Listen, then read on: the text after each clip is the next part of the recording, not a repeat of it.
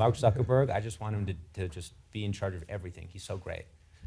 He's not. Don't pull that quote. That's going to be the headline. That's going to be the headline. Fuck.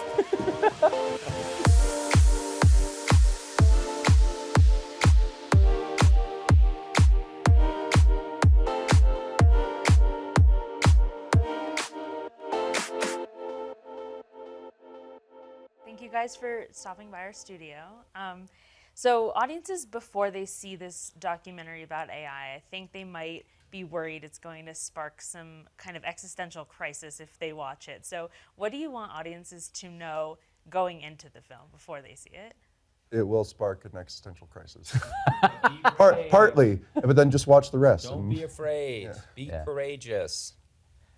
But he's Yeah, right. I mean, I feel like whether they watch the film or not, they're probably going to have to face this technology eventually. And our goal with the doc was to really give people a quote unquote safe place to explore these things and to hear from the architects and the experts and the CEOs and the activists and the ethicists, the people who are really like knee deep in this subject, to hear directly from them in a way that is guided and in a way that I think hopefully ends with some real clarity and hopefully a source of like, if not hope, at least some source of agency. And so if you're afraid, I think you should be specifically be the kind of person who wants to watch this film. Yeah. You had to parse through so much information. Someone even says in the documentary, by the time the movie comes out, AI is moving so fast, any examples could be outdated. With that in mind, how did you approach making the film and the structure of the film, and how did that kind of influence the movie? Yeah.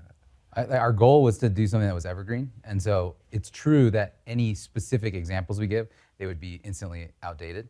I think when we started, it was ChatGPT 3 with 4 coming out, and now we're into 5 and like 5.5, or sort of 1 and 2 came out while we were filming it. But the hope was that we made a movie that is looking at the underlying principles, like for people to understand the big, like 10,000 foot view, and so hopefully it's evergreen. Yeah.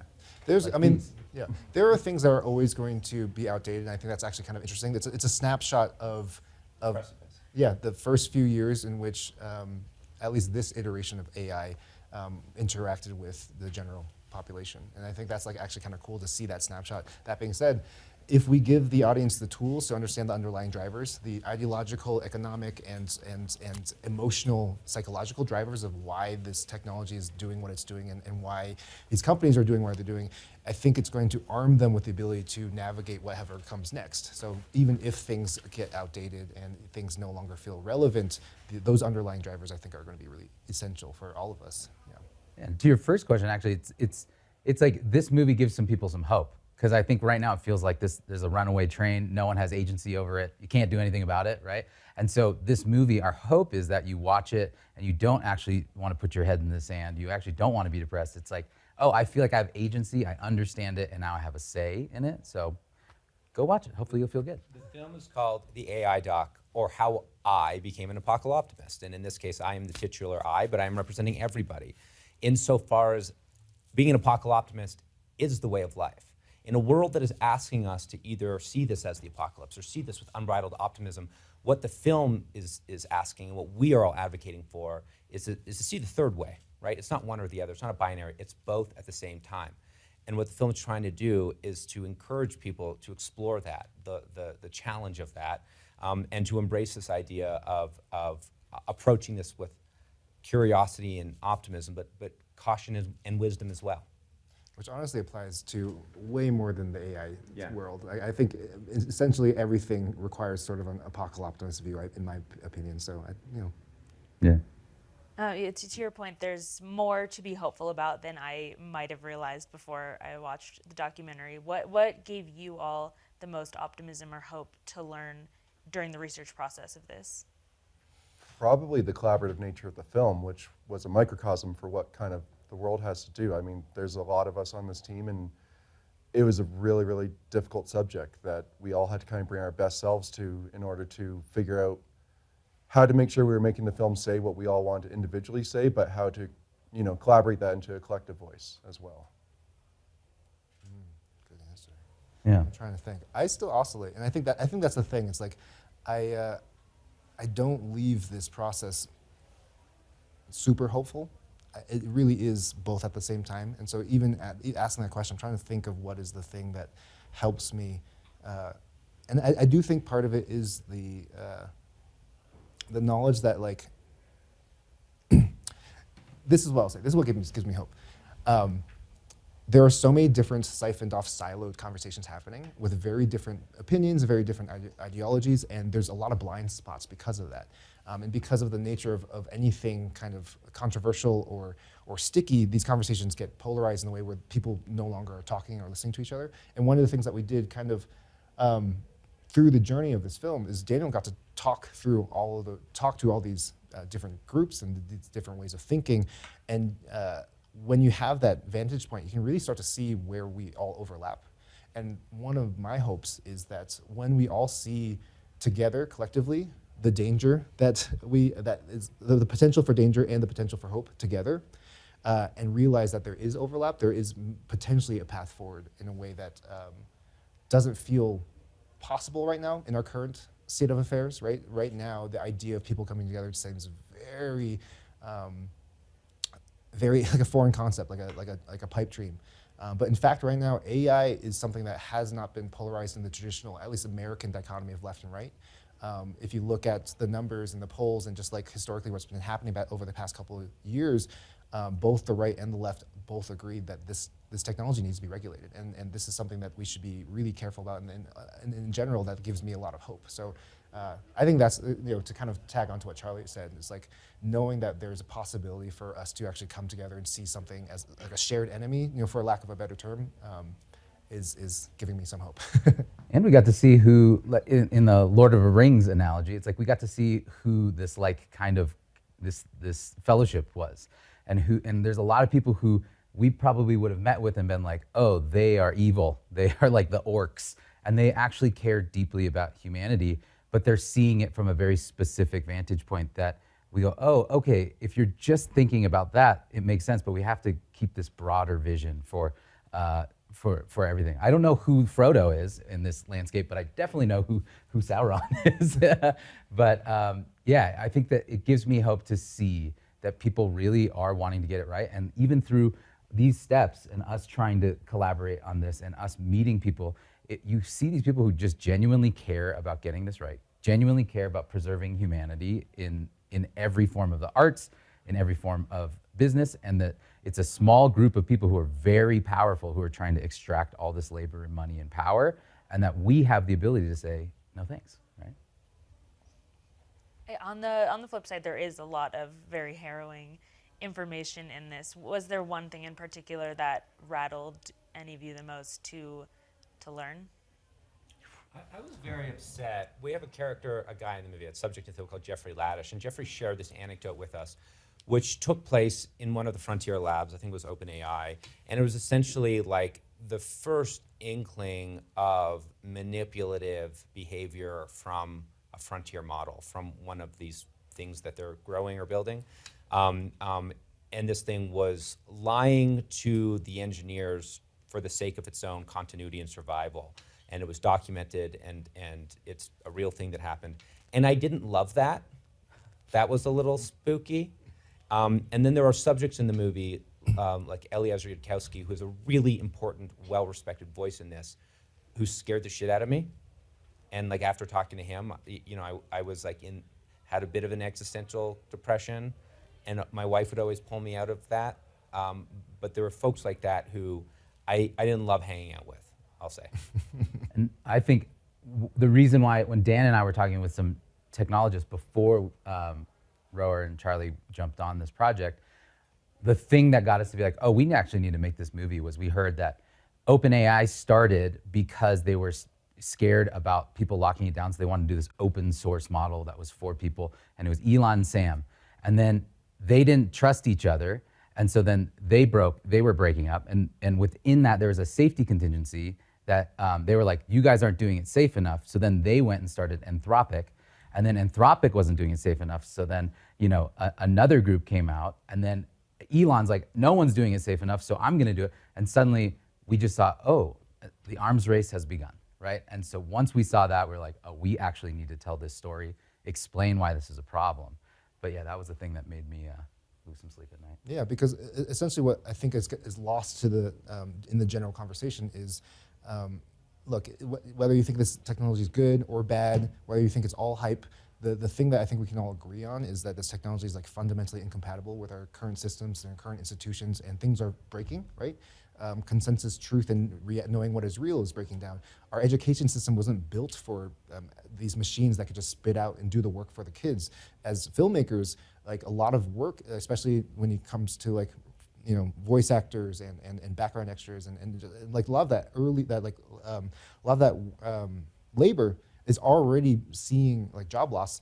Like it just fundamentally is incompatible, and our systems aren't ready for it. And the reason why the companies are deploying them, in my opinion, sort of recklessly, because they're locked in a geopolitical corporate race that is incentivizing them to deploy this technology, get as much of the market share as possible.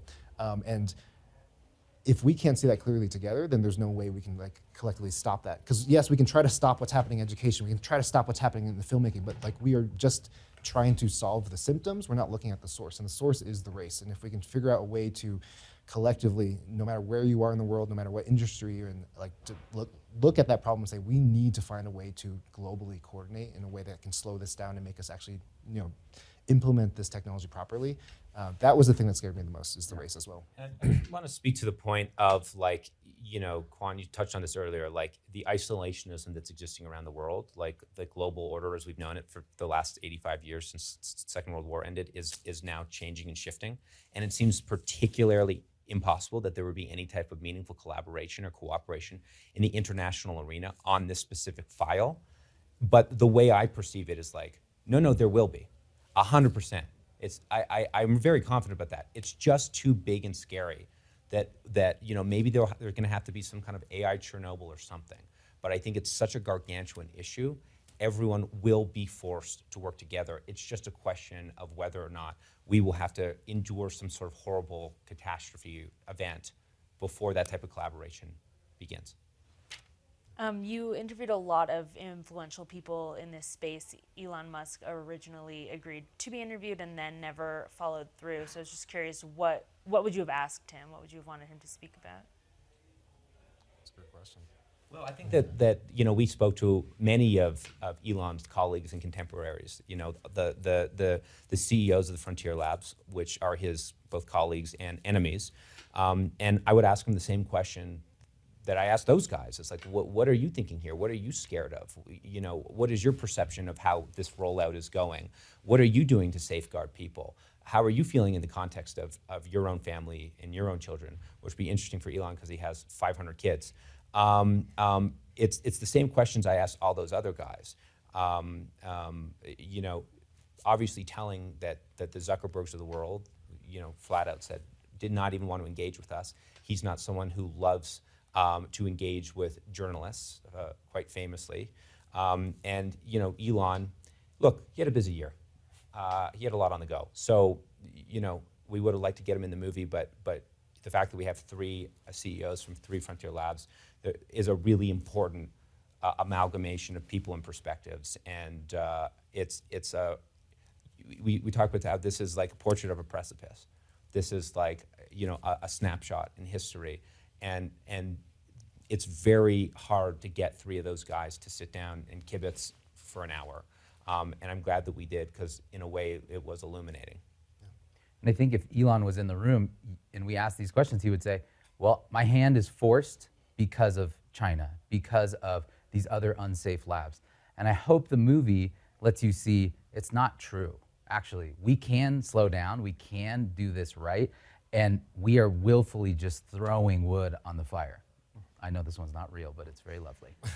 And personally speaking, I mean, my big curiosity is, you know, what's the goal, what's driving? Like, what are the incentives? If we just want to make AI as a money-making machine, then that's what it's going to be, but that's not going to work for everyone. That's not going to work for the world. And if they want to, you know, keep participating in this arms race of getting there first and fastest, then what kind of collateral damage will there be along the way with that?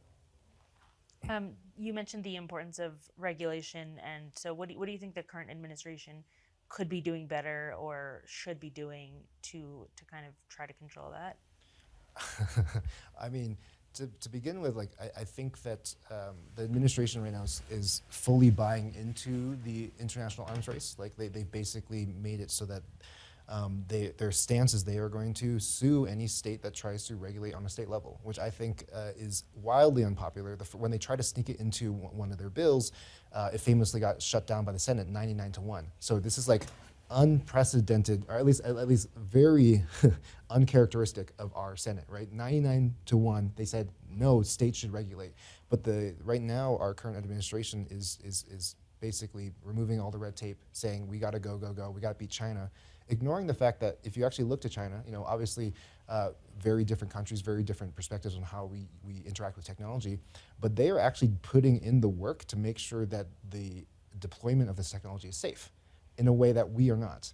And if you look at what happened with something like social media, right? Social media, we raced to get the biggest market share with social media. Meanwhile, China was actually regulating, right? And China actually found a way to put curfews on for kids and actually make sure that the algorithms weren't just a race to the bottom for dopamine hits and attention grabbing. So even though we technically beat them when it comes to social media at first, we got there first, we did all this stuff, look what it did to our culture and to our society at large. And so I feel like step one is we got to reverse that. Like this is what we should be demanding, is like some way to make sure that we are trying to coordinate with China and any of the big players internationally. And then beyond that, in the doc, we have a laundry list of ideas that we should be fighting for. We can maybe all collectively start saying some of it, but like again, this is a moving target. Some of these things will change as things are changing. But one of the biggest things is we can't allow, just kind of a big picture, we can't allow the corporations to grade their own homework, so to speak, right? Right now, that is what's happening, and they're saying we're doing it safe, we're doing it ethically, but they're the ones who are holding the standards, and those standards keep shifting. Mm-hmm. Even with something like OpenAI, they said, "Oh, we're a nonprofit. We're going to be a nonprofit. We're going to be for the good of everyone." So that whatever, and you can start to see what's happening as that baseline is shifting. A lot of these companies said that we're not going to integrate into military applications. You're seeing that line is starting to kind of erode as well. And so that to me is the big one. It's like we have to find a way for some sort of oversight, whether that's international or federal, because the corporations can't grade their own homework. Yeah, because OpenAI themselves, to say something scary, like within their charter, if you go online and you look in OpenAI's charter, it says like, we are a company this is not in direct quote, but it's like they're trying to get to AGI, artificial general intelligence. And they put a nice parenthetical, and that is autonomous systems being able to do all valuable human labor, and then a parenthetical, for the good of humanity, right? So it's a very cute aside on the good of humanity, but the goal is to replace all valuable human labor. So if you have... And shouldn't we have a say in that? Yeah, and if you have a company that their intention is to replace all of valuable human labor, and you have other ones that are racing, then you see governments and they go, well, we also want to do that, because then that gives you, as Rower says in the movie, untold fortune, untold power. That is the incentive. That is the thing that everyone's going to be racing for. In the end credits, it says this film cannot be used to train AI. Why was that important to include? Because these guys steal everything. They steal fucking everything. Mm-hmm. They'll steal your photos, they'll steal your captions, they steal your comments, they steal the pictures of your kids, they steal everything. That's what it is, it's thievery. And we have to make it very clear, you can't steal from us, because apparently that is no longer a given. And they hide behind the fact that, oh, we're not stealing, this is open source, we're just training. And it's, this is what they do to justify what they're doing. And we need to all make it clear. That's like a thing everyone should be using. So these companies cannot just hoover up our lived experiences, the digital breadcrumbs we leave behind as we are existing in this world, to train their models to replace us. And so we felt like that was a very important addition. And this is something that I think everyone should have a personal stance on as well, not just companies, not just movies. I think every individual has a right to their own, what Jaron Lanier calls data dignity, right? Data dignity, everyone has an inherent right to their data, especially when the data is being used to extract like economic value, but also it's being used to surveil us, right? I think this is one of the things that really is emerging for me as one of the things I think we should all be really worried about is the fact that our data, our locations, where we live, who our friends are, all these things are currently being sold to, and regardless of your political affiliation, this should scare you, it's being sold to ICE and to government contractors, and it's being sold to the highest bidder. And these people who may or may not be trustworthy are using this data to track us and for whatever means and whatever ends that they decide on. And so I believe that I think this year is going to be a big wake-up call for every individual to figure out how do we stop just giving them all of our data. Because if we continue down this path, not only will we be just like economically in a really bad place, but also we will be losing power to just, for lack of a better term, a techno-surveillance state if we're not careful.